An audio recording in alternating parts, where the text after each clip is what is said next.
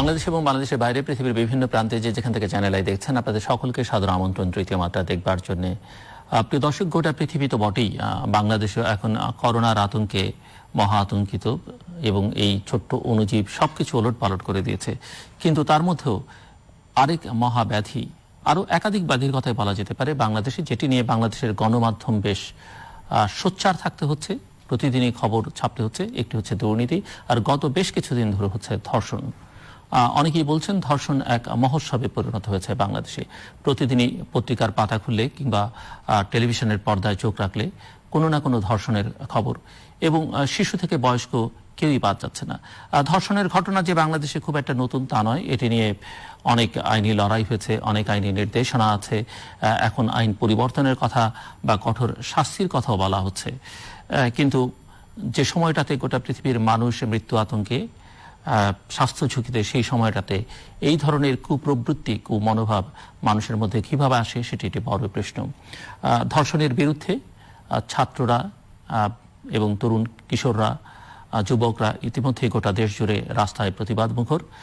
সরকারের দিক থেকে নানা রকমের কঠোর আইনের কথা বলা হচ্ছে, কিন্তু আমরা জানি না শেষ পর্যন্ত সেটি কোথায় গিয়ে দাঁড়াবে এবং সেই আইনই বা মানুষের কুপ্রবৃত্তিকে কতটা নিবৃত্ত করতে পারবে। তবে এই সব বিষয় নিয়ে আজকে আমরা কথা বলবো। কথা বলবার জন্য আমাদের সঙ্গে ঢাকার বারিধারার পাশা থেকে যুক্ত হচ্ছেন বাংলাদেশ মহিলা আইনজীবী সমিতির প্রেসিডেন্ট অ্যাডভোকেট সালমা আলী, এবং চট্টগ্রাম থেকে আমাদের সঙ্গে যুক্ত হচ্ছেন চট্টগ্রামের এশিয়ান ইউনিভার্সিটি ফর উমেনের জেন্ডার স্টাডিজ ডিপার্টমেন্টের সহকারী অধ্যাপক ডক্টর শারিন শাহজাহান নাওয়ামি। স্বাগত আপনাদের দুজনকেই তৃতীয় মাত্রায়। আমি একটু অ্যাডভোকেট সালমা আলী আপনাকে দিয়ে শুরু করতে চাই যে পরিস্থিতিটা এখন যেরকম, আমরা প্রতিদিনে এটি যেন এক ধরনের প্রতিযোগিতার মতো মনে হয়। যখন কোনো খারাপ কিছু আমরা দেখতে থাকি তখন সেই খারাপ ঘটনা একের পর এক ঘটতে থাকে, সংবাদ মাধ্যম ফলো করে সেই খবরগুলো প্রচার করতে থাকে। এই যে গত কিছুদিন ধরে ধর্ষণের যে পরিস্থিতি বাংলাদেশে, এবং এটি নিয়ে বহুকাল ধরেই আছে, আপনি নিজেও অনেক সংগ্রাম করছেন, আইনি লড়াই করছেন, সর্বশেষ যে পরিস্থিতি সেটিকে, এবং এই কোভিড-19 কালে যে পরিস্থিতি সেটিকে আপনি কিভাবে দেখছেন, অ্যাডভোকেট সালমা আলী? ধন্যবাদ।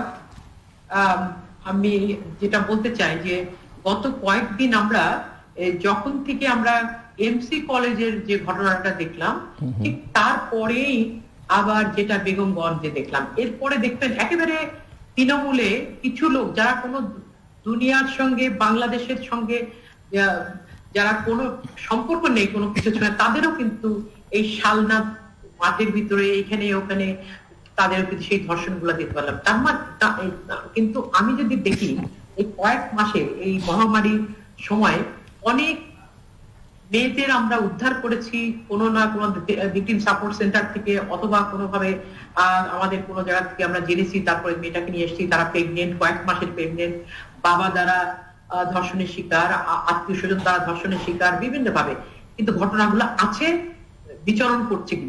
কিন্তু বাস্তবতা সেই যখন একটা কোনো ঘটনা ঘটে, যেমন নুসরাতের ঘটনা পরে দেখলাম আমরা অনেক মাদ্রাসার ঘটনাগুলো আসলো, এটা কিন্তু একটা যেটা তখন কিন্তু মিডিয়া একটু নড়েচড়ে বসে, তখন ইনফরমেশন গুলা আসতে থাকে, কিন্তু বাস্তবে ঘটনাগুলা ঘরে বাইরে রাস্তাঘাটে একেবারে মহামারীর মতন যেরকম আমার দেশের অবস্থা, সে ঠিক একই অবস্থায় ধর্ষণের মতন ঘটনাগুলা ঘটে যাচ্ছে। এইটাই বাস্তবতা আমাদের বাংলাদেশে। সবসময় যেটা দেখি যে জবাবদিহিতার অভাব, সততা স্বচ্ছতার অভাব, কোনো শাস্তিটা দৃশ্যমান হচ্ছে না, কোনোভাবেই থানায় যায় একটা আপোষ করে ফেলা হচ্ছে। এই যে কয়েকদিন যে ঘটনা দেখলাম, এগুলো কিন্তু টাকা নিয়ে আপোষ হয়ে যেত যদি এই দুই দলই একই রকম একই ব্যাকগ্রাউন্ডের লোক যদি হয়। এই আসলো কিন্তু ওই এমসি কলেজের ঘটনার পর থেকে। অতএব এটা কিন্তু আমরা গত 20 বছর থেকে দেখলে কিন্তু একই অবস্থা। আপনি দেখেন যে 20 বছর আগে যখন এই যে 1999 13 ফার্স্ট নাইট থেকে যদি ধরি, সেখান থেকে স্পেসিফিক কিন্তু একটা দলের কথা বারবার এসছে, এবং সেখানে কিন্তু আছে এই ঘটনাগুলা, সেখানে সেক্সুয়াল হ্যারাসমেন্ট, রেপ থেকে আরম্ভ করে বিভিন্ন ধরনের নির্যাতনের শিকারগুলা। আরেকটা বড় যে ঘরের ভিতরে, যেমন ধরেন একটা হলো বস্তি এলাকা, বাংলাদেশের বস্তি এলাকাতে মহামারীর মতনই সেক্সুয়াল অ্যাবিউজটা, বিশেষ করে শিশুদের অ্যাবিউজটা খুবই স্কুল কলেজ মাদ্রাসা এবং গুলাতে অনেক বেশি, যেগুলাতে কোনো মনিটরিং এর কোনো ব্যবস্থা নাই, কিছু নাই।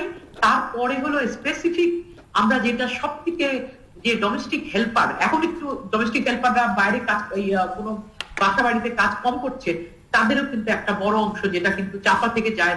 তারা মারা গেলে অথবা খুব একটা সিরিয়াস অবস্থা হলে হয়তো জানে, নাহলে কিন্তু এটা একদমই আপোষের, এবং কেস করার পরেও কিন্তু আপোষ হয়ে যাচ্ছে।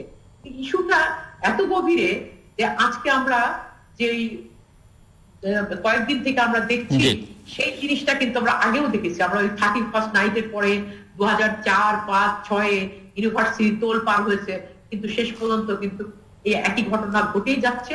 এখানে সব থেকে বড় যেটা আমাদের, যে যেই দলই থাক, সেই বিএনপির সময় একই, সেই যদি আমি ধরি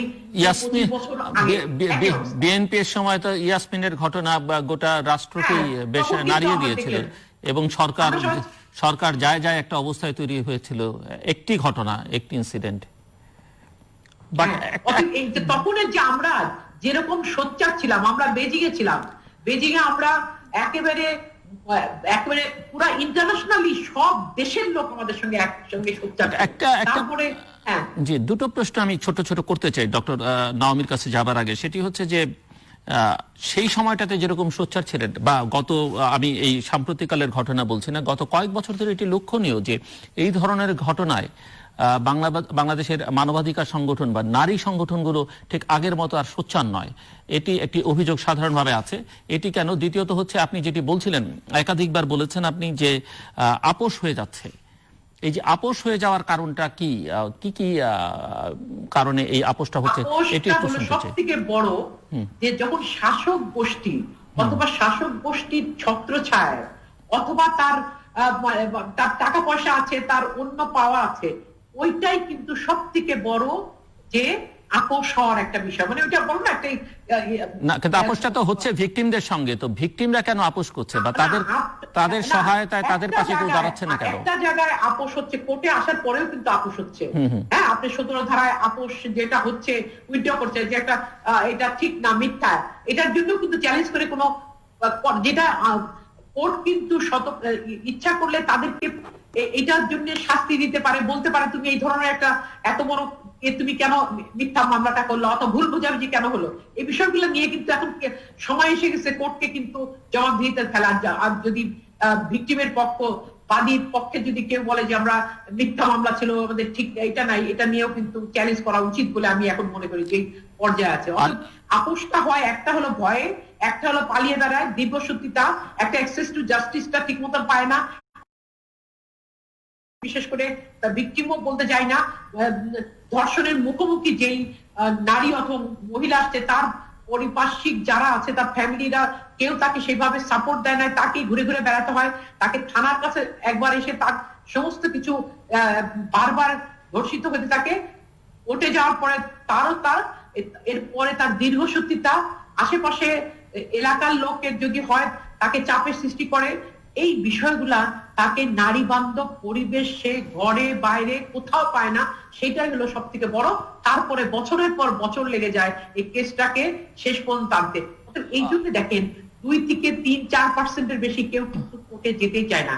সেই যেমন শাস্তিটা দৃশ্যময় হয় না, যেমন নারী ও শিশু নির্যাতন সাপোর্টটা তারা সে পায় না, পরিবার থেকে পায় না, সরকারের থেকে পায় না, কমিউনিটির থেকে পায় না, স্কুল কলেজে পায় না, কোথাও পায় না। ওইটাই হলো সব থেকে বড় জায়গা যেখানে ধর্ষণের মুখোমুখি মহিলারা নিজেকে দ্বিতীয়বার তৃতীয়বার ধর্ষণের শিকার যেমন করতে চায় না, সেরকম তারা কোনো বিচার পায় না দেখে। এবং আরেকটি প্রশ্ন করেছিলাম আমি, যে আগেকার মতো নারী সংগঠনগুলো বা মানবাধিকার সংগঠনগুলোকে ঠিক আগের মতো সোচ্চার দেখা যায় না, সেটার কারণ কি?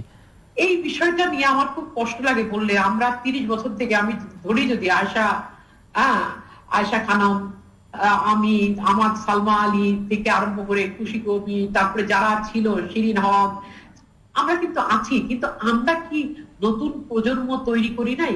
আমাদের কি আমরা পিছনের থেকে তো কাজ করছি, আমরা আইনগুলাতে, আমরা সরকারকে সাহায্য করতেছি, মিনিস্ট্রি গুলাতে সাহায্য করতেছি যাতে এই কাজগুলা হয়। যখন কোন একটা ঘটনা হয় আমরা তো লাভ দিয়ে উঠি, সবকিছু করি, কিন্তু সারাক্ষণ কি রাস্তা থাকবো আমরা? আমাকে কিন্তু গয়দিক থেকে অনেকেই বলতে যে আপনারা নাই কেন? আরে আমরা তো আছি, আমাদের যতটুকু থাকার কথা সেভাবে আছি, কিন্তু আমাদের যেই জেনারেশন এখন নেতৃত্ব নিয়েছে তারা ফাইট করবে, আমরা পিছনে থাকবো। আমরা আইন দেখেন কতগুলো আইন বানানোর ব্যাপারে আমরা এটিও বোধহয় ভুল ধারণা, এটা আমাদের ভুল ধারণা। আমরা আছি কিন্তু মিডিয়া আমাদেরকে এখন আর ইস্যুটা একটা কোনো ঘটনা না হলে মিডিয়া কিন্তু আসে না। আপনি বলছিলেন যে অনেক রকমের আইন প্রণয়নে আপনারা সহায়তা করেছেন, এবং আমি জানি যে হাইকোর্টের একটি নির্দেশনাও ছিল এই বিষয়ে, যার পিটিশনার আপনি ছিলেন, যে সেক্সুয়াল হ্যারাসমেন্ট নিয়ে। একটু শুনতে চাই আপনার কাছে যে আসলে সেই সব বিষয়ে আসলে কতটা অগ্রগতি হলো, এবং ধর্ষণ নিয়ন্ত্রণে কতটা কার্যকর ভূমিকা রাখা গেল বলে মনে করেন আপনি? ধন্যবাদ। যেটা হলো যে প্রথমে যে ইয়েটা, যে আমরা অনেকগুলা আইন করেছি, যে বিষয়টা সেখানে কিন্তু স্পেসিফিক শুধু আইন না, আমরা কিন্তু অনেকগুলা কেস করার সময়, বিশেষ করে যদি ধর্ষণের মতন যে ঘটনাগুলা, সেখানে যখন আমরা যে কেসগুলা করেছি সেখানে কিন্তু হাইকোর্টের থেকে অনেক সময় ভালো ভালো জাজমেন্ট এসছে, মানে গাইডলাইন এসছে। সেখানে কিন্তু সেই গাইডলাইনে এবং সেই গাইডলাইনের ভিতরে স্পেসিফিক বলা আছে যে এই ধরনের কেসগুলাকে কিভাবে নিয়ন্ত্রণ করবে। আবার আছে যে এখানে বিচারকদের দায়িত্ব কি, বিচারকের অ্যাডমিনিস্ট্রেশন ইস্যুটা, অনেক বিষয়গুলো কিন্তু এসছে। অতএব সেখানে স্পেসিফিক আমরা যে আইনগুলা বানিয়েছি সে আইনের ভিতরে যদি আবার বলেন ডোমেস্টিক ভায়োলেন্স প্রিভেনশন প্রোটেকশন ল এবং অন্যান্য, আমি হাইকোর্টের যে কেসটা কথা বলছেন সেই কিন্তু ঘটনাটা যেটা আমি বলছিলাম, সেই 15 বছর আগের থেকে যে ঘটনাগুলো ঢাকা ইউনিভার্সিটি এবং জাহাঙ্গীরনগর ইউনিভার্সিটিতে বিভিন্ন জায়গায় আরো অন্যান্য ইউনিভার্সিটি গুলাতে হচ্ছিল, তখন কিন্তু আমরা যখন একবার 1999 31st নাইটে যখন করলাম একটা কেস, সেই কেসে কিন্তু 2006 ঢাকা ইউনিভার্সিটিকে এবং ওখানকার শাহবাগ থানাকে কতগুলা নির্দেশনা দায়িত্ব দিয়েছিল। সেটা কিন্তু আমরা সেভাবে কিন্তু সেগুলা মানা হয় নাই, তারা জানতোই না। এটা আমরা সংবিধানের 111 ধারা অনুযায়ী হাইকোর্টের যে কোনো জাজমেন্ট, একটা আইন যখন কোনো আইন থাকবে না, এরপরে যেটা দেখা গেল আমরা 2006, 7, 8, 7 ভীষণ ভাবে এই ধরনের সেক্সুয়াল হ্যারাসমেন্ট গুলা বিভিন্ন স্কুল কলেজ গুলাতে, ইউনিভার্সিটি গুলাতে হতে থাকলো। কিন্তু সেখানে এর আগেও কিন্তু হচ্ছিল, কিন্তু সেরকম প্রমাণ তারা কেউ আসে ইন্টারভিউ দেয় নাই, যার জন্য আমরা কিন্তু কোর্টকে বুঝাতে পারি নাই। তারপরে যখন এই ঘটনা হলো তখন কিন্তু ডক্টর দিলারা কর্মক্ষেত্রে এই ধরনের ঘটনার একটা গবেষণা করেছিল, এবং সেখানে আরো কিছু গবেষণা ছিল। সেখানে পত্রিকায়, ডেইলি স্টার সহ বিভিন্ন পত্রিকায় ভিকটিমরা তারা ইন্টারভিউ দিয়েছে। এইগুলা নিয়ে যখন আমরা একটা কেস করলাম, সেই কেসে কিন্তু আমাদের একটা জাজমেন্ট আসলো, যেটা কিন্তু এইটা হলো সবাই কর্মক্ষেত্রে এবং শিক্ষা প্রতিষ্ঠানে সবাই মেনে চলবে। সেটা কিন্তু অনেক বছর লেগেছে এই কমিটি তৈরি করতে। একটা কমিটি হবে, সেই কমিটিতে কতজন, মিনিমাম 5 জন থাকবে, সেখানে একজন মহিলা হেড হতে হবে। এটা কিন্তু প্রতিরোধের জন্য এই কাজগুলো বলা হয়েছিল। আপনি দেখেন এইগুলা থাকার পরেও একটার পর একটা কিন্তু ঘটনা ঘটে যাচ্ছে, কমিটি আছে কিনা।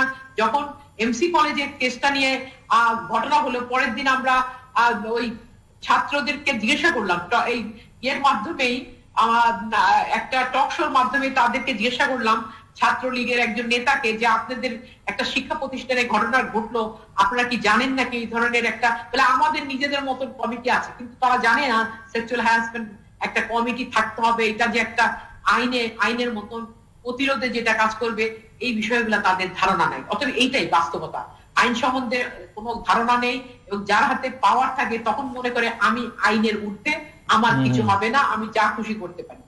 এই বিষয়টার সঙ্গে আরো জিনিস আছে, যেটা ড্রাগ, তারপরে এই যে পর্নোগ্রাফি, এইটা নিয়ন্ত্রণের জন্য কোনো রকম কিছু নেই। এই যে আমরা যে গত 1 সপ্তাহে কিছু অর্ডিনারি মানুষ দেখলাম, কিছু এরা কিন্তু একেবারে দিন রাত, তারা কোনো আইনের ভিতরে নাই, কিছু নাই, তারা কোনো শক্তিও নাই, তারা কোনো পাওয়ারফুল লোক না, কিন্তু তারা ওই ভিডিও, ছোট্ট মোবাইল ফোনের ভিতরে তারা যেই জিনিস দেখে, যেটা বোধহয় আমরা যারা আমরা সারা জীবন সেই জিনিসটা দেখি নাই।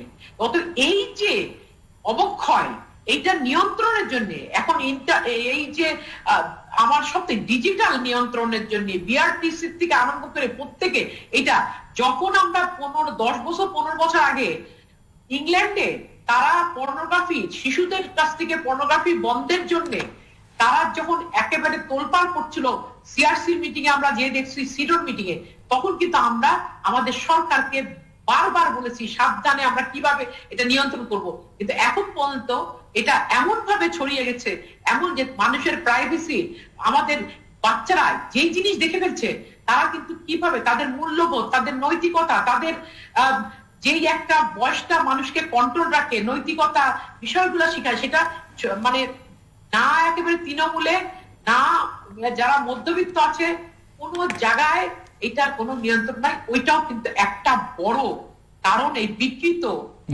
ঘটনাগুলো ঘটার জন্য। এইটাকে অ্যাড্রেস করার জন্য শুধু আইন দিয়ে হবে না, তারপরও আইনে একটা প্রোটেকশন থাকবে, কোন জিনিসটা দেখাতে পারবো কোনটা না, এই বিষয়টা।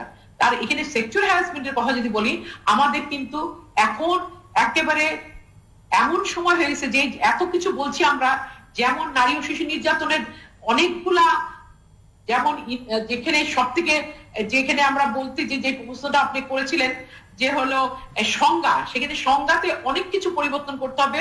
আমরা বেগম গঞ্জের কেসটাতে দেখলাম যে যেভাবে মেয়েটাকে অ্যাবিউজ করা হচ্ছে, এবং আমাদের অনেকগুলা কেসে এরকম ভাবে আমরা যেটা কোর্ট, যেটা হলো তদন্তের সময় আসে আনন্যাচারাল রেপ, এইটাকে এক্সপ্লেন করার জন্য আমাদের সেই ডেফিনেশনের ভিতরে, সেই পুরনো দিনের ডেফিনেশন 150 বছরের পুরনো, সেখান থেকে বের হয়ে সেটাকে ব্রড করতে হবে, এখানে অনেক কিছু দিতে হবে। এইটা হলো বাস্তবতা। আর সেখানে স্পেসিফিক আরো আইনের ভিতরে অনেক পার্থক্য আছে, জবাবদিহিতার আছে, কিন্তু সেগুলা করা হয় না, বিধিমালা হয় না, যেটা আমি পরে আলোচনায় বলবো। এই বিষয়গুলো কিন্তু আমরা আসবো, আমি আসছি আবার আপনার কাছে। ডক্টর শাহরিন শাহজাহান নাও, আমি আপনার কাছ থেকে একটু শুনতে চাইবো, যেহেতু আপনি জেন্ডার স্টাডিজের একজন শিক্ষক, যে বর্তমান পরিস্থিতিটাকে আপনি কিভাবে দেখছেন, এবং একই সঙ্গে একটু শুনতে চাইবো আপনার কাছে যে ধর্ষণের আসলে সংজ্ঞা কি, কোন বিষয়টাকে আমরা ধর্ষণ বলবো। এবং ইতিমধ্যে অ্যাডভোকেট সালমা আলীর সঙ্গে, যিনি দীর্ঘদিন যাবত এইসব বিষয় নিয়ে অনেক সোচ্চার আইনি লড়াই করছেন, কিছু কথোপকথন আমাদের দুজনের মধ্যে হলো, আপনি নিশ্চয়ই শুনেছেন, সেগুলো সম্পর্কে যদি আপনার কোনো বক্তব্য থাকে। Doctor Naomi. জি, ধর্ষণের সংজ্ঞাটা নিয়ে কিন্তু অনেক মহল থেকেই প্রশ্ন উঠেছে। এটা কিন্তু খুব পুরনো একটা সংজ্ঞা আমরা ব্যবহার করছি। এই সংজ্ঞার আন্ডারে কিন্তু এবং বেগমগঞ্জের ঘটনাকেও কিন্তু রেপ বলা যাবে না, কারণ এখানে যে পেনেট্রেশনের কথা বলা হয়েছে, সেটা কোনো অবজেক্টিভ পেনেট্রেশন হলে ধর্ষণ বলে গণ্য হবে কিনা সে বিষয়ে কিন্তু মতের দ্বিমত রয়েছে। এবং এই ধর্ষণের সংজ্ঞার আন্ডারে কোনো যে ছেলে শিশুরা যে ধর্ষণ হচ্ছে সেটাও কিন্তু আনা যাবে না। সেই জন্য ধর্ষণের সংজ্ঞার অনেক বড় পরিবর্তনের দরকার রয়েছে, এবং তার চেয়েও বড় পরিবর্তনের দরকার রয়েছে প্রসিডিওরাল ল গুলোতে।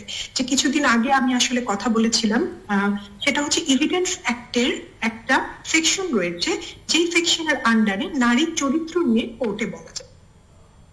ডিফেন্স লয়াররা ওটা কিন্তু খুব ব্যবহার করে, যে এই নারীর চরিত্র খারাপ, তার ইমোরাল ক্যারেক্টার, এবং ধর্ষণটা হয়েছে অন্য কারোর সাথে, যে ছিল কালপ্রিট সেই ধর্ষণের সাথে জড়িত না, অথবা এই ইন্টারকোর্স হয়েছে কনফ্লিক্টের মাধ্যমে, এখন কালপ্রিটকে ফাঁসানোর জন্য ধর্ষিতা এই একটা কেসকে একটা মেকানিজম হিসাবে ইউজ করছে।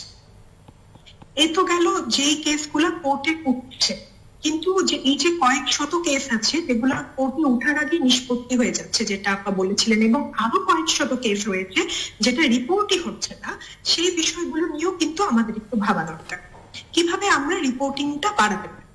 আপনি দেখেছেন যে পুলিশ বা থানায় যাওয়া কিন্তু একটা বড় হ্যাসেল মেয়েদের জন্য। থানাগুলো কিন্তু বাড়ির কাছে না, অনেক দূরে। তাকে যেতে হলে তাকে কোনো পুরুষ আত্মীয়কে নিয়ে যেতে হবে। আমরা যদি একটা অনলাইন রিপোর্টিং এর ব্যবস্থা করতে পারতাম, যেখানে মেয়েরা একটা নির্দিষ্ট জায়গায় গিয়ে পাসপোর্ট যেভাবে এখন আবেদন করছে সেভাবে যদি মামলাগুলো ফাইল করতে পারতো, তাহলে কিন্তু ধর্ষণের রিপোর্টিং হার অনেক বেড়ে যায়। সেকেন্ডলি হচ্ছে প্রত্যেকটা প্রসিডিউরের ধাপে ধাপে কিন্তু সমস্যা, যেমন এফআইআর, আপা ভালো বলতে পারবেন, এফআইআর করার সময় কিন্তু একজন ভিকটিম সম্পূর্ণ ট্রমাটাইজ থাকে, এবং সেই সময় তার কথাবার্তার কিন্তু কোহেরেন্সি না থাকাই খুবই স্বাভাবিক। কিন্তু পরবর্তী কেসে কিন্তু এই ইনকোহেরেন্সি গুলা, যেটা একটা ট্রমাটাইজ ভিকটিম খুব স্বাভাবিকভাবে ব্যবহার করে, সেই ইনকোহেরেন্সি গুলো কিন্তু কোর্ট কেসে ইউজ করা হয় ভিকটিমের বিপক্ষে। তো এই জায়গাগুলো যদি ঠিক না করে আমরা যদি পানিশমেন্ট নিয়ে বেশি ফোকাস করি, আমরা যেটা দেখতে পারবো কনভিকশন রেট কিন্তু কমই থাকবে ধর্ষণের ক্ষেত্রে। মানে সেটা থাকবে আইনের এই যে ত্রুটি বিচ্যুতির কারণে বা ফাঁক ফোকরের কারণে আপনি আপনি আপনি আপনি মনে করেন ধর্ষণের এই যে প্রবণতার কথা, যেটি কিছু কিছু বিষয় অ্যাডভোকেট সালমা আলী বলছিলেন যে ড্রাগস একটা বড় কারণ, আমাদের এখানে পর্নোগ্রাফি একটা বড় কারণ। আমরা জানি যে আমাদের সরকারের দিক থেকে কিছু কিছু মানে কিছু কিছু না, পর্নো সাইটগুলোকে ব্লক করে দেওয়া হয়েছিল, তারপরেও ফাঁক ফোকর দিয়ে অনেকেই সেগুলো দেখবার চেষ্টা করছেন। আপনার কি মনে হয় আর কি কি কারণ আছে, মানে সামাজিক বা রাজনৈতিক বা পারিবারিক সব মিলিয়ে বা ভ্যালুজের অর্থে কি কি কারণে এই ধরনের ঘটনাগুলো ঘটে বলে যেসব জায়গায় অ্যাড্রেস করা দরকার? জি, এটা অনেক বড় একটা ব্যাপার। আমি একটা গবেষণার কথা জেনেছি যেখানে বলা হয়েছে যে 78% পুরুষ যারা পর্নোগ্রাফি দেখে তারা ধর্ষণের কথা চিন্তা করে, এবং এটা কিন্তু বাংলাদেশের প্রেক্ষিতে একটি গবেষণা।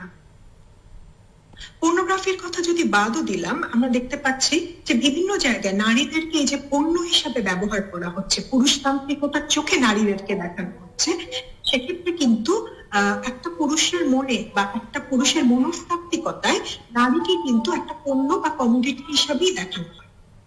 এটা হচ্ছে আমাদের নিউ লিবারেল মার্কেট ইকোনমিতে নারীকে কিভাবে দেখানো হচ্ছে। সেকেন্ডলি, এই পুরুষতান্ত্রিক সমাজ যেটা কয়েকশো বছর ধরে চলছে, সেখানে কিন্তু নারীকে ছোট করে দেখানোর প্রবণতাটাই বেশি। একটা বাচ্চা কিন্তু ছোটবেলা থেকে এটাই শিখে যে নারী হচ্ছে আমার চেয়ে ছোট, নারীকে ভোগ করা যায়, নারীকে যখন তখন ছোট করা যায়, নারীকে যা খুশি তাই বলা যায়। আপনি আমাদের সাইবার বুলিং গুলো দেখেন, কিছুদিন আগে একজন সেলিব্রিটিকে কিভাবে অ্যাটাক করা হলো, এটা কিন্তু সমাজে যে আমাদের পুরুষতান্ত্রিকতার মনোভাব তারই একটা রিফ্লেকশন। একটা মেয়েকে যা খুশি তাই বলা যাচ্ছে, তাদের মধ্যে কতটুকু ভয় নেই যে আমার এই বলার ফলে কোনো কনসিকুয়েন্সেস হচ্ছে।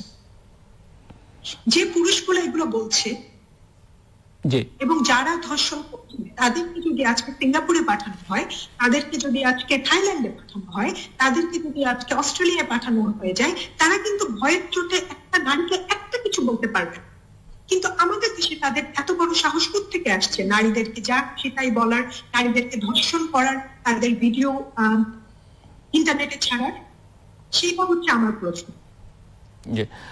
ছোট্ট দুটো প্রশ্ন আমি আপনাকে করতে চাই, তারপর অ্যাডভোকেট সালমা আলীর কাছে যাচ্ছি। একটি হচ্ছে যে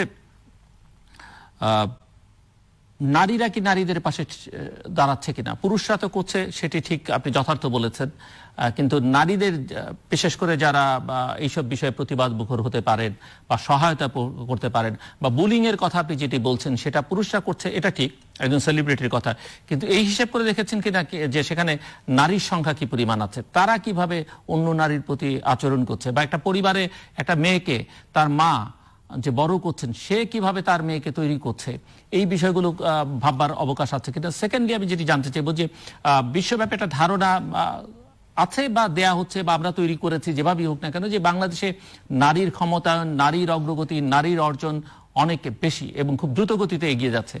আপনার কাছে কি মনে হয় একজন শিক্ষক গবেষক হিসেবে, যে আসলে বাংলাদেশের নারী যেটি আমরা বলছি সেটা কি একটা মানে ফলস ধারণা দেওয়ার চেষ্টা করছি আমরা, না বাস্তবে আসলে আমাদের এই অর্জনগুলো আছে? আমি অ্যাডভোকেট সালমা আলীর কাছে পরে শুনতে চাই, বলতে আপনার কাছে প্রথমে শুনতে চাই। জি ডক্টর নাওমি। প্রথমে কি পুরুষতান্ত্রিকতা হচ্ছে একটা সিস্টেম, একটা ডগমা, এটা যে কেউ ধারণ করতে পারে। এবং আপনি যদি আমাদের দেশে ডোমেস্টিক ভায়োলেন্সের রিসার্চ গুলা দেখেন, ওখানে দেখবেন যে স্বামীর পরপরই কিন্তু যারা অত্যাচার করে তারা হচ্ছে স্বামীর মা, স্বামীর বোন। তো পুরুষতান্ত্রিকতা ধারক এবং বাহক কিন্তু ছেলে এবং মেয়ে সবাই হতে পারে, তবে পুরুষদের ভিতরে এই প্রবণতাটা বেশি। এবং সাইবার বুলিং এর ক্ষেত্রেও কিন্তু নারীদের যে একেবারে কোনো ভূমিকা নেই তা কিন্তু নেই, আছে। আমি সেদিনও একটা ফেসবুকে একটা পোস্ট দেখেছি যে একজন নারী একটা মেয়েকে টার্গেট করেছে যে ইন্টারন্যাশনাল অ্যাওয়ার্ড পাওয়া, এবং সে কিছুই করে না, শুধু মেয়েদেরকে মার্শাল আর্ট শেখায় এবং মেয়েদের ট্রাভেল উৎসাহিত করে।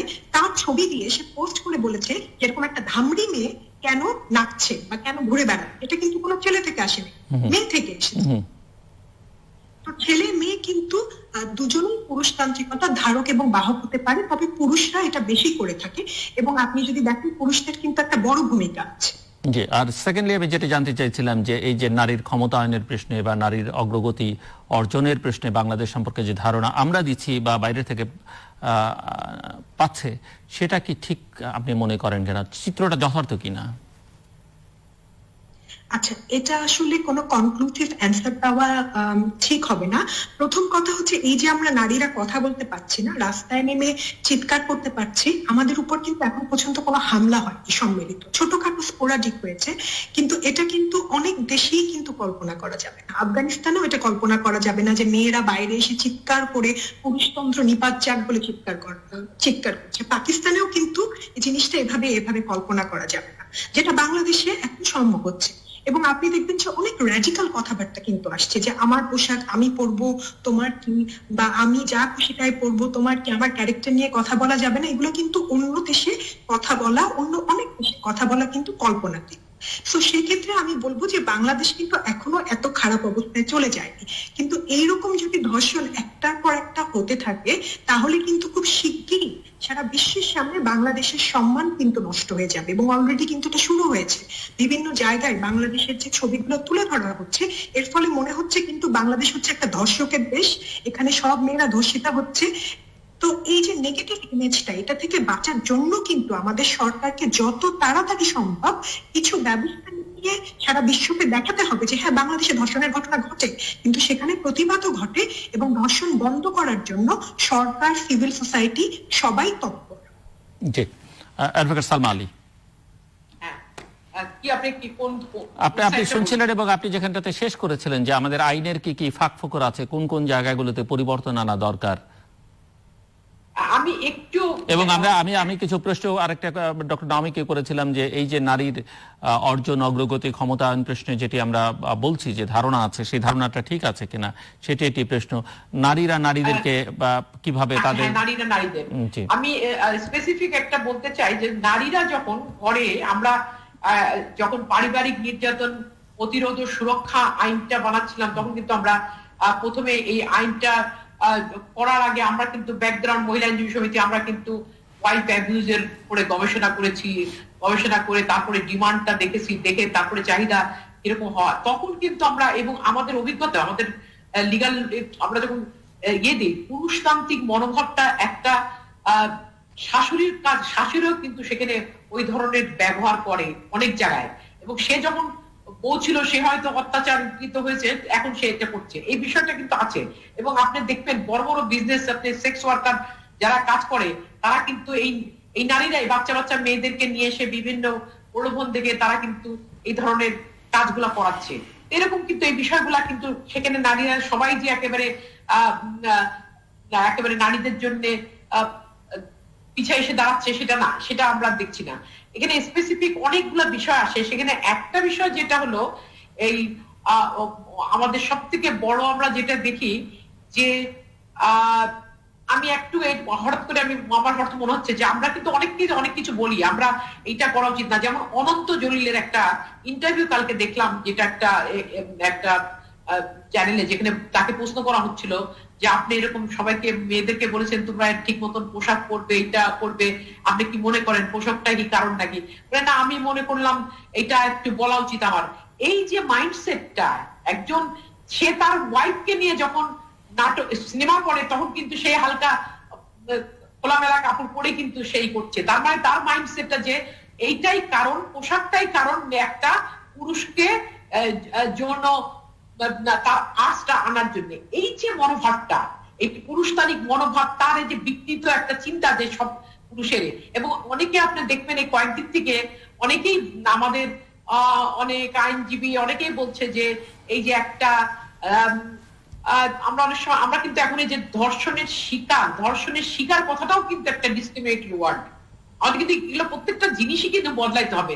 আমাদের বলতে হবে ধর্ষণের মুখোমুখি যে নারী, এই ধরনের বিষয়টা নিয়ে কথা বলি। একটা মেয়ের সারা জীবন চলে যায় এই ধরনের একটা ঘটনার মুখোমুখি হলে, আমার কথা এই মানসিকতাটা বদলাতে হবে। কেন এটাকে একটা অ্যাক্সিডেন্ট ধরে, এই মেয়ের কিছুই হারানোর নাই, তার কিছুই হারায় না। একটা পুরুষের যদি না হারায়, তার ধর্ষণের, সে যদি ধর্ষণের ধর্ষণের আসামি হয়, তাহলে একটা নারীরও না। এই মনোভাব থেকে যতক্ষণ পর্যন্ত আমরা না বের হতে পারবো, ততক্ষণ পর্যন্ত কিন্তু আমাদের ভিকটিমরা third time, second time, third time, fourth time কিন্তু তারা ভিকটিমই হতে থাকবে। অতএব আমাদের মনে করতে হবে এটা কিছু হয় নাই, যে এই অপরাধটা করেছে তার দোষ, যে এই অপরাধের সম্মুখীন হয়েছে তার কোনোই দোষ নাই, তাকে কিছুই না। এই বিষয়গুলা যখন পর্যন্ত না হবে ততক্ষণ পর্যন্ত কিন্তু আমরা এই সামাজিক এই পরিবেশ থেকে আমরা কিন্তু বের হতে পারবো না। এইটার জন্য এইটা কিন্তু এই মূল্যবোধের এই বিষয়গুলা আমাদের এখনো দেখা যায়। যতই আমি নিজেকে অনেক মনে করি না কেন আমি ডেভেলপ হয়েছি, আমি অনেক এগিয়ে গেছি, কিন্তু আমার ভিতরে কিন্তু সেই সূক্ষ্ম জিনিসটা কিন্তু আমাদের রয়ে গেছে। সে শিক্ষিত হোক আর যাই হোক, সেইখানে হবে না। আর ও যে বললো যে একই লোক যখন আমেরিকা অথবা অস্ট্রেলিয়ায় যাবে তখন কিন্তু এই ঘটনাগুলা সে ঘটাবে না। এই যে নিয়ন্ত্রণ করার মতন তার ক্ষমতা, তার যে কন্ট্রোল করার মতন সেই এই জিনিসটাই কিন্তু আসে আইনের শাসন বলে। একটা দেশে যখন জবাবদিহিতা থাকে, যখন দেখে, তখন কিন্তু এই জিনিসগুলা থাকে। ওই জিনিসটার থেকেই আমাদের যে আইনের আজকে দেখছি আমরা আইনের অনেক পরিবর্তনের কথা বলা হচ্ছে না, আইনের সেই শাস্তি বাড়িয়ে দেওয়ার কথা, এটা আমরা দেখলাম যে ঠিক আছে। আমরা নিজেরাও কিন্তু অনেক সময় ক্যাপিটাল পানিশমেন্ট চেয়েছি, কিন্তু ক্যাপিটাল এখনো কিন্তু এই ধর্ষণের জন্য কিন্তু মৃত্যুদণ্ড আছে, যদি কাউকে মেরে ফেলে মৃত্যুদণ্ড আছে।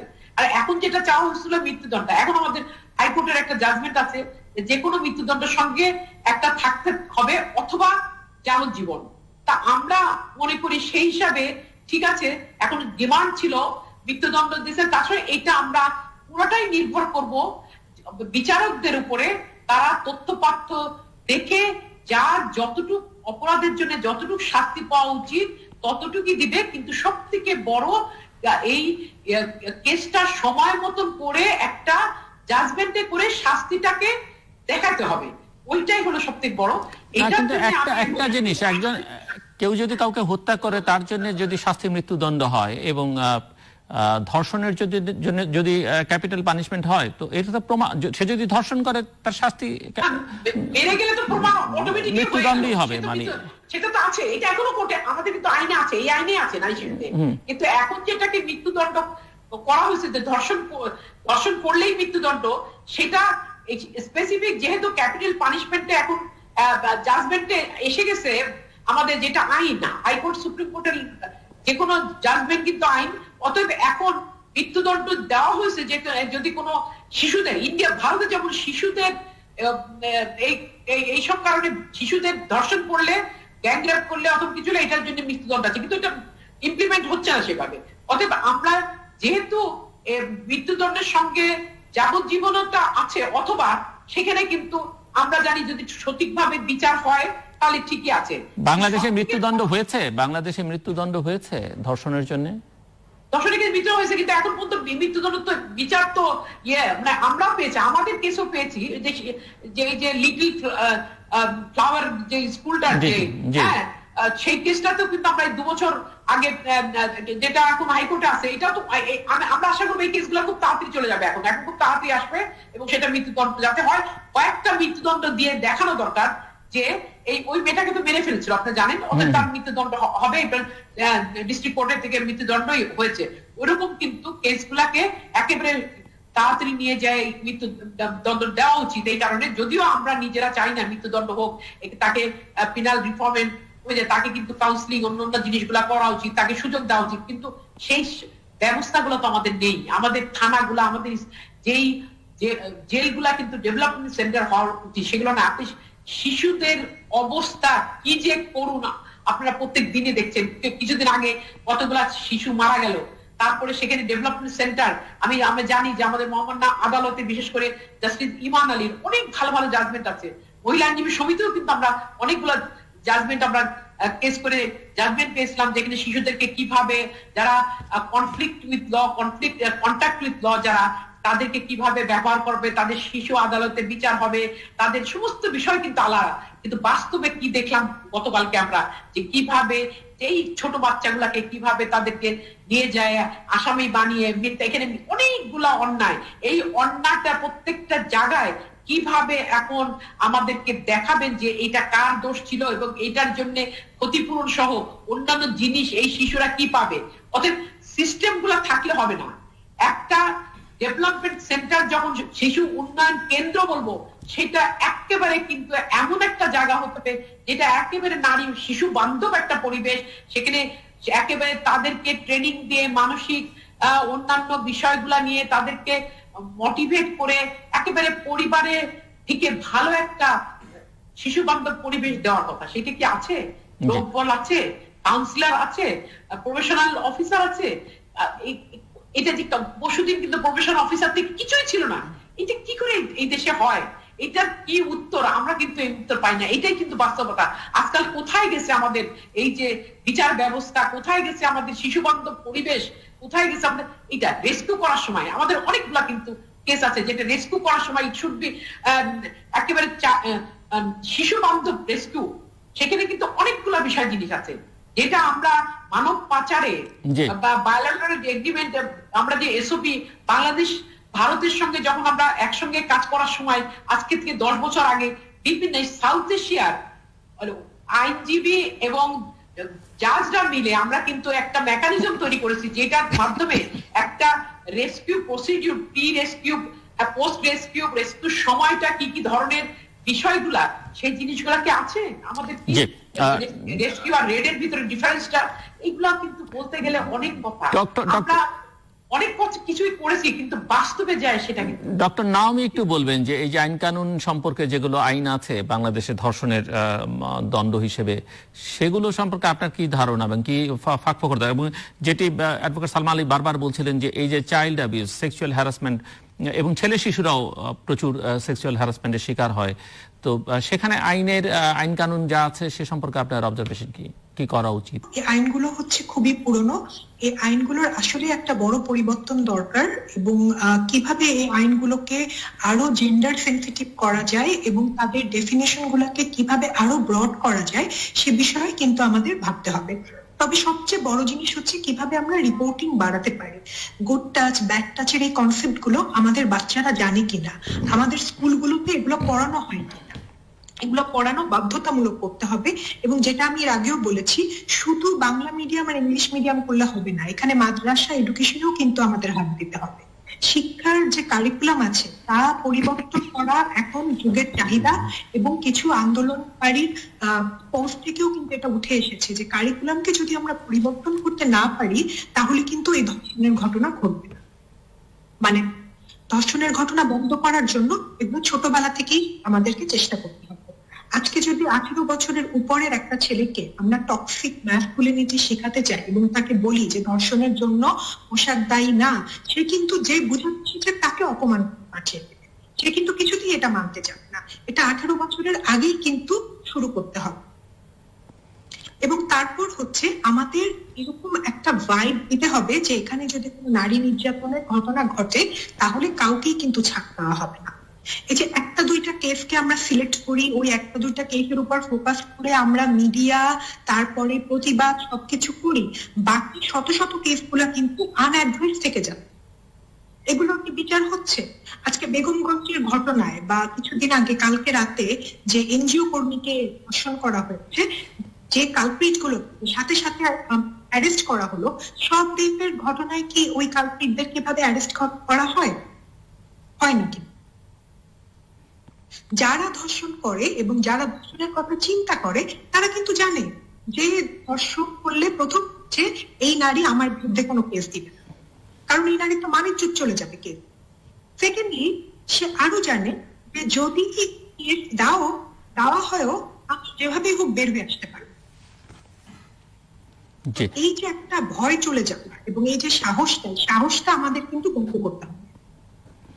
নাওমি, আরেকটা বিষয় আমি একটু আপনার কাছ থেকে জানতে চাই, এরকম কোন ধারণা আপনি আমাদেরকে দিতে পারেন কিনা যে আমাদের আশপাশের দেশগুলো, আপনি পাকিস্তান, আফগানিস্তানের কথা বলছিলেন, কিংবা ভারতের কথা যদি বলি আমরা, নেপাল, ভুটান, মিয়ানমার, এইসব দেশের কথা যদি আমরা বিবেচনা নিই, সেই হিসেবে বাংলাদেশের এই যে ধর্ষণের ঘটনা যেগুলো ঘটছে, সংখ্যার বিচারে আসলে কি কোন অবস্থায় আছে বাংলাদেশ? আমার মনে হচ্ছে বাংলাদেশ আর ভারত সংখ্যার বিচার একটু এগিয়ে আছে রিপোর্টিং এর কারণে। পাকিস্তান আফগানিস্তানের রিপোর্টিং খুবই কম হচ্ছে, আমাদের জানার কোনো উপায় নেই যে এখানে আসলে কতটুকু ধর্ষণ হচ্ছে, কয়টা ধর্ষণ হচ্ছে, কয়টা বিচার পাচ্ছে। কিন্তু বাংলাদেশ আর ইন্ডিয়াতে যেটা আমরা যদি পাকিস্তান আফগানিস্তানকে বিবেচনার বাইরে রেখে অন্যান্য দেশের দিকে তাকাই, শ্রীলঙ্কা, নেপাল, ভুটান কিংবা মিয়ানমার, এইসব দেশের দিকে তাকাই, মালদ্বীপস, তাহলে ভারত এবং বাংলাদেশে। ভারত এবং কারণ বাংলাদেশ। আমি নেপালে যখন যাই, রাত একটার সময়ও কিন্তু রাস্তায় হাঁটতে আমার কোনো ভয় লাগে না, এবং আমি কিন্তু এরকম কথাবার্তা শুনি না আমার নেপালি ফ্রেন্ডের কাছ থেকে যে ধর্ষণ হয়েছে। হতে পারে ধর্ষণ হয়, কিন্তু এই যে ভয়টা যে আমাকে যে কোনো সময় ধর্ষণ করে ফেলা দেওয়া যাবে, আমাকে যে কোনো সময় অত্যাচার করা যাবে, আমাকে যা খুশি তাই বলা যাবে, এই ভয়টা কিন্তু নেপাল, শ্রীলঙ্কা, ভুটান, মালদ্বীপে মেয়েদের ভিতর থেকে আমি কখনো শুনি। কিন্তু এই ভয়টা কিন্তু বাংলাদেশেও আছে, ভারতেও আছে, পাকিস্তানেও আছে। আমি যেহেতু লেভেলে কাজ করি, হ্যাঁ, আমি যেহেতু ঠিকই বলেছে, আমাদের বাংলাদেশ এবং ভারতে বিশেষ করে ভারতের পশ্চিমবঙ্গ থেকে কিন্তু, আমি যদি ভারত আর পশ্চিমবঙ্গ বাংলাদেশে বলি তাহলে বাংলাদেশে অনেক বেশি, তবে ভারতের রাজস্থান সহ আরো অনেকগুলা, বিশেষ করে দিল্লি এবং অন্যান্য কয়েকটা জায়গায় কিন্তু এই আমাদের মতনই অবস্থা। সেখানে সেখানে কিন্তু ওরা এবং তারা কিন্তু অনেক কেসে কিন্তু তারা শেষ পর্যন্ত আনে না কোর্ট পর্যন্ত, এবং সেখানে আপোষ হয়, এবং সেখানে কিন্তু এই ভয়াবহ অবস্থা আমাদের দেশের মতো। তবে নেপাল টেপালে আমাদের আছে, নেপাল কিন্তু অনেক আমাদের থেকে অনেক এগিয়ে গেছে। শ্রীলঙ্কা আইন খুবই কঠোর, মালদ্বীপে এই ধরনের ঘটনা নাই। সেখানে নারীদের বিচরণ এবং নারীকে কিন্তু অনেক বেশি সম্মান দেওয়া হয়। এই যে আগে যেটা ছিল যে নারীরা ঘরে থাকবে, এটা পেট থেকে কিন্তু ওরা বের হয়ে আসছে এবং অনেকটা প্রোগ্রেসিভ, হ্যাঁ, সেই দিক থেকে আমরা মনে করি। এবং সেখানে কিন্তু অনেক কিছুই তাদের অনেক কম, যেটা মানব পাচার, ইন্টারনাল যে পাচার গুলো আছে, অন্যান্য বিষয়গুলো ইনক্লুডিং রেপ, এটা কিন্তু আমার মনে হয় অবস্থা ভালো। তবে এটা নিয়ে গবেষণা করা উচিত, তাদের পজিটিভ দিকগুলো দেখা উচিত।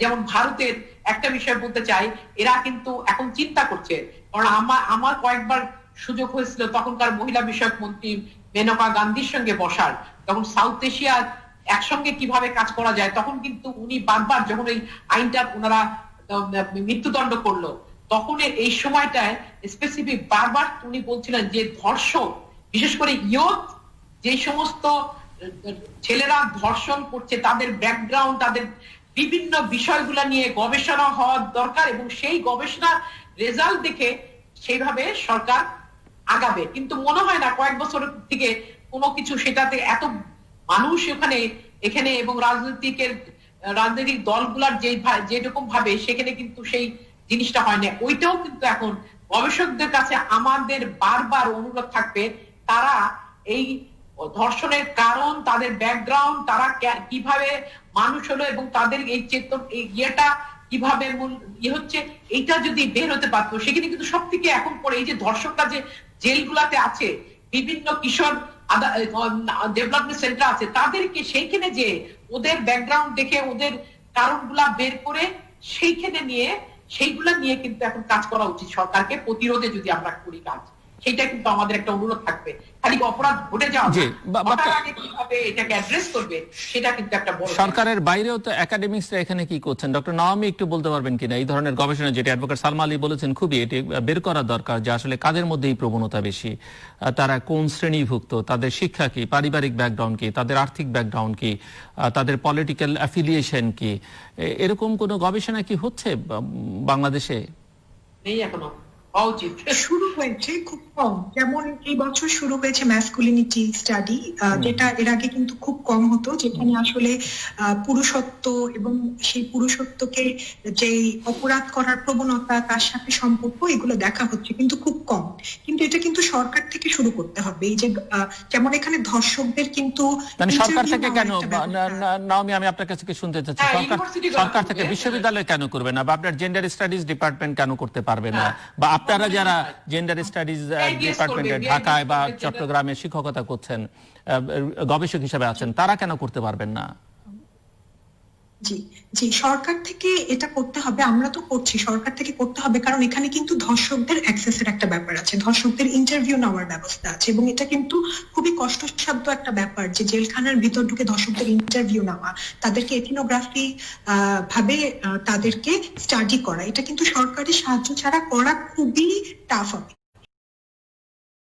আমি ওর সঙ্গে একমত, কারণ সরকার যখন কোনো কিছু একটা পদক্ষেপ নিবে, কোন একটা 5 বছরের একটা নেবে, যে ধরলাম চাইল্ড লেবারের কথা, ধরলাম বিভিন্ন বিষয়, তখন কিন্তু সরকারকে রেডি হতে হলে তাকে কিন্তু আগে প্ল্যান করতে হবে যে আমি আগে গবেষণা করে কি কি জায়গায় আমার কাজ করতে হবে, পরিকল্পনা নেওয়ার জন্য গবেষণা করে আমাকে বের করে তারপরে পদক্ষেপ নেওয়া।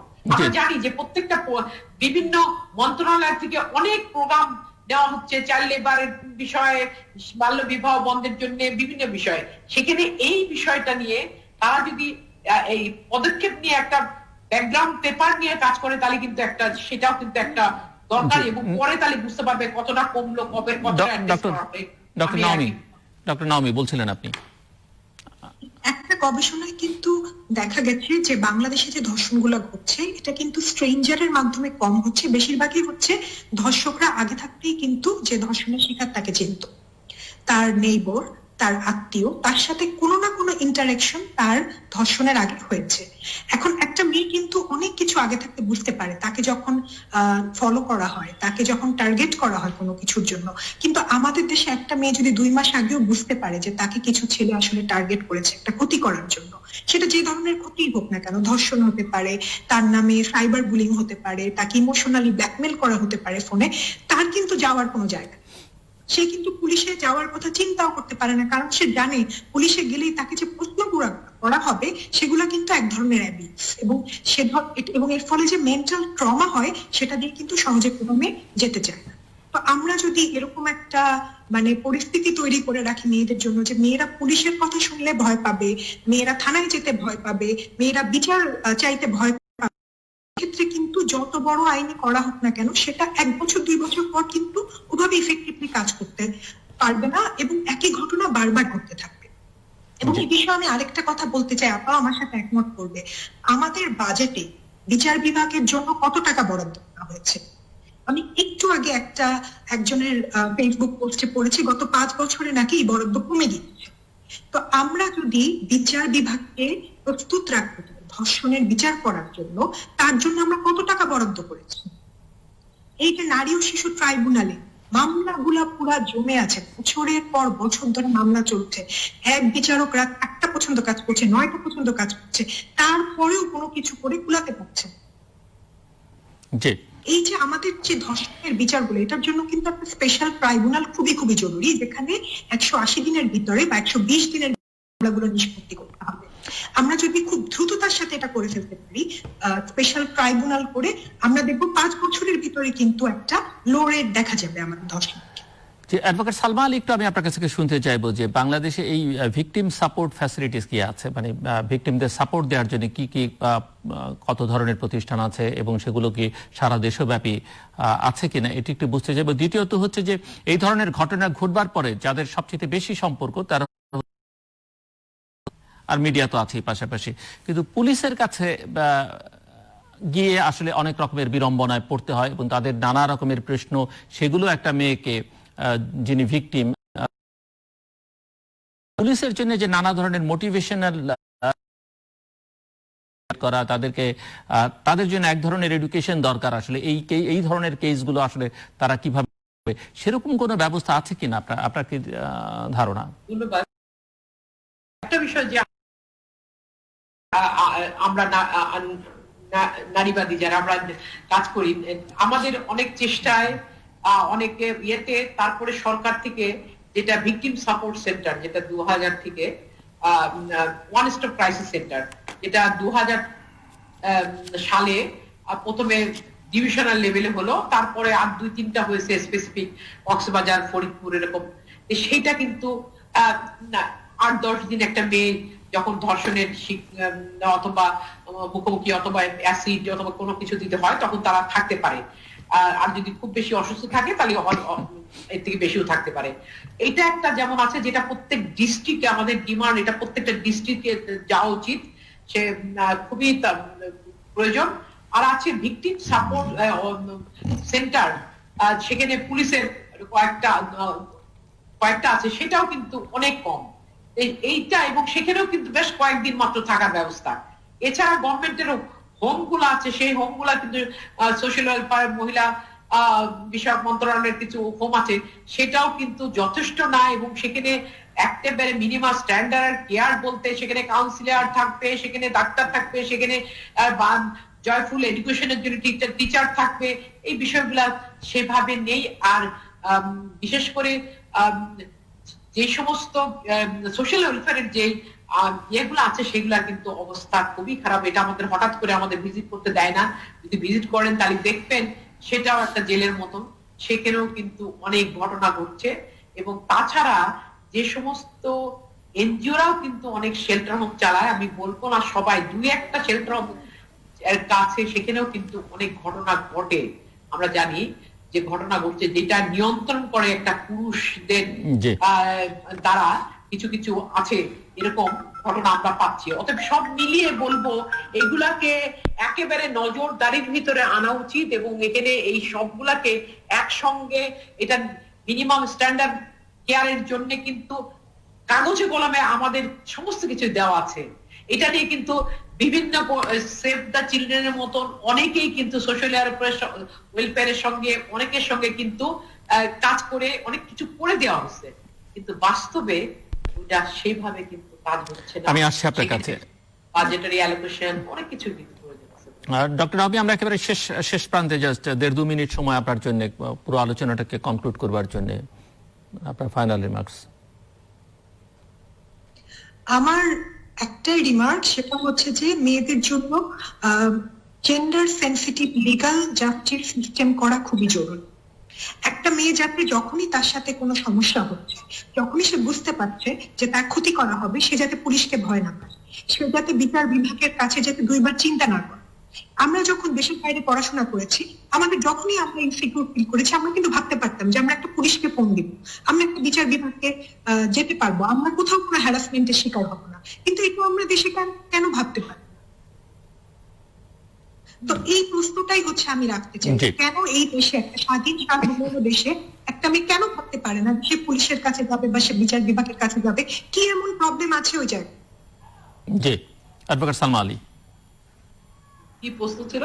না, আমরা একেবারে শেষ প্রান্তে, সো আলোচনাটা শেষ করে আনতে চাই। আমরা যেটা চাচ্ছি যে আজকে যেটা দেখলাম যে আজকে স্টুডেন্টদের চাপে, মানুষের চাপে আজকে সরকার, যেটা আমরা চাই না এই মৃত্যুদণ্ড আসুক, তারপরেও ঠিক আছে মৃত্যুদণ্ড অনেক সময় ভয় দেখানোর জন্য করতে চায়, সে কারণে মৃত্যুদণ্ড সহ যাবজ্জীবন কারাদণ্ড এই ধরনের এসছে। এখন সব থেকে বড় যেটা হলো আমাদের জবাবদিহিতা এবং আইনের যে বিশেষ করে নারী ও শিশু নির্যাতন দমন আইনের অনেক এবং অন্যান্য আইনগুলোর অনেক জায়গা আছে, যে জায়গাগুলোকে নিয়ে কাজ করা দরকার। সেখানে যে সাপোর্ট সার্ভিস দেওয়ার কথা, সেই সাপোর্ট সার্ভিস দেওয়ার কথা, কোর্টটাকে, থানাটাকে একদম নারী বান্ধব যেমন করতে হবে, কোর্টটাকেও করতে হবে। এবং আমিও বলতে চাই, যেই সময় ধরা আছে সেই সময়ের ভিতরে কেসগুলা যদি শেষ করা যায়, সেটা আমরা দেখতে চাই। আগামী 3 মাসের চিত্র আমরা দেখে তারপরে আমরা মূল্যায়ন করব যে এই সরকার যে কথাগুলো আজকে বলেছে সেটাকে কতটুকু তারা বাস্তবে করতে পারছে, এবং সেটা দিয়েই আমরা তারপরে আমাদের এর পরবর্তীতে আমরা আবার আমরা ভাববো যে কিভাবে আমরা করি। তবে আমরা সরকারকে এই বিষয়ে সাহায্য করতে চাই। সরকার এই আইনগুলা পরিবর্তনের জন্য, সাপোর্ট সার্ভিসের জন্য যে সমস্ত জায়গায় কাজ করা দরকার সেই কাজগুলা করতে আমরা রাজি আছি। এবং এইটার জন্য সাউথ এশিয়াতে এত সুন্দর সুন্দর ভালো ভালো গাইডলাইন আছে, সেইটা ধরেই কিন্তু আমরা আগালেই কিন্তু আমরা অনেক দূর আগায় যেতে পারবো। আমাদের দেশের নারীরা, শিশুরা একটা ভালো জায়গায় পৌঁছাবে এবং তারা মানুষ হিসাবে আমাদের সমাজে যেভাবে এগিয়ে যাচ্ছিল সেভাবে এগিয়ে যেতে পারবে বলে আমি মনে করি। অ্যাডভোকেট সালমা আলী এবং ডক্টর শাহরিন শাহজাহান নাওয়ামি, অসংখ্য ধন্যবাদ এই আলোচনা অংশ নেবার জন্য। দর্শক, কথা হচ্ছিল ধর্ষণ নিয়ে, এবং বাংলাদেশে গত কিছুদিন ধরে এর প্রবণতা অনেকে বেশি। রাজপথে তরুণ কিশোররা বা যুবকরা, সোচ্চার ছাত্রছাত্রীরা পরিস্থিতি ব্যাখ্যা করতে গিয়ে দুজন বিশেষজ্ঞ যারা এইসব বিষয় নিয়ে কাজ করেন তারা এবং অ্যাক্টিভিস্ট নানাভাবে চিত্রায়িত সমস্যাগুলো চিহ্নিত করবার চেষ্টা করেছেন, সমাধান কোথায় সেটি বলবার চেষ্টা করেছেন। একটি হচ্ছে যে নারীর প্রতি দৃষ্টিভঙ্গি, বদলাতে হবে এবং নারীকে নারী হিসেবে বিবেচনা নয়, মানুষ হিসেবে বিবেচনা করতে হবে। এবং সেক্সুয়াল হ্যারাসমেন্টটা যে শুধুমাত্র কেবল নারীদের প্রতি বা মেয়েদের, শিশুরাও শিকার হচ্ছেন এবং সেখানটাতে বা শিশুরা এই পরিস্থিতির মুখোমুখি হচ্ছেন এবং সেখানটাতে শিশুরাও আছে। কাজে এই বিষয়গুলো আমাদের মাথায় রাখতে হবে। এবং একটি বিষয় আলোচনার মধ্যে এসেছে যে দৃষ্টিভঙ্গির প্রশ্নে কথা বলতে গিয়ে, যে নারী ধর্ষণের মুখোমুখি হচ্ছেন, আমরা সাধারণভাবে এমন একটা আমাদের সমাজ তৈরি করেছে যে সমাজে এমন একটা ধারণা যে ওই নারীর বোধহয় সব গেল, তিনি সব হারিয়ে ফেলেছেন। এবং আমরা সাধারণত কথা বলবার সময় বলি তিনি তার সম্মান হারিয়েছেন, কিন্তু বাস্তবতা আসলে সম্মান বলি, ইজ্জত বলি, লজ্জা বলি, যিনি ধর্ষণ করলেন, যে ধর্ষক, তারই আসলে সবকিছু যাবার কথা, তারই সমাজে মুখ দেখাবার কোনো সুযোগ থাকবার কথা নয়। কিন্তু আমরা আসলে চিত্রটাকে উল্টোভাবে দেখি। কাজে এই দৃষ্টিভঙ্গিটা বদলাতে হবে। যিনি ধর্ষণের মুখোমুখি হয়েছেন তিনি একটি অপরাধের শিকার হয়েছেন এবং সেখানে তার কিছু করণীয় নেই। এই বিষয়গুলোকে আমাদের বিবেচনায় রাখতে হবে এবং সব মিলিয়ে দুজনে যে জায়গাটাতে একমত সেটি হচ্ছে যে আইন তো অবশ্যই কঠোর হতে হবে, আইনের ফাঁকফোকরগুলো বদলাতে হবে, পুলিশকে আরো বেশি মোটিভেট করতে হবে এবং কারণ তার মুখোমুখি প্রথম হতে হয়, পুলিশের দৃষ্টিভঙ্গি বদলাতে হবে, ভিকটিম সেন্টারগুলোকে, সাপোর্ট সেন্টার যেগুলো আছে সেগুলোকে আরো অনেক বেশি উন্নত করতে হবে। এবং আইনটা আসলে সবচেয়ে বড় কথা নয়, ধর্ষণ যেন কেউ না করেন সেরকম একটা সমাজ, রাষ্ট্র আমাদের নির্মাণ করতে হবে। এবং সেটি নির্মাণ করতে হলে সততা, স্বচ্ছতা, জবাবদিহিতা, আইনের শাসন, মানুষের অংশগ্রহণ, মানুষের অধিকারকে সবচেয়ে বেশি গুরুত্ব দিতে হবে, মানুষকে অনেক বেশি মর্যাদাবান করে তুলতে হবে। এবং সেটি যতক্ষণ পর্যন্ত আমরা নিশ্চিত করতে না পারবো ততক্ষণ পর্যন্ত আমাদের সমাজে এই ধরনের অপরাধ প্রবণতা বাড়তেই থাকবে এবং অনেক সময় সেটি নিয়ন্ত্রণ দুঃসাধ্য হয়ে দাঁড়াবে। দর্শক, আমাদের সঙ্গে থাকবার জন্য অসংখ্য ধন্যবাদ। আপনাদের সবার জন্য শুভ কামনা।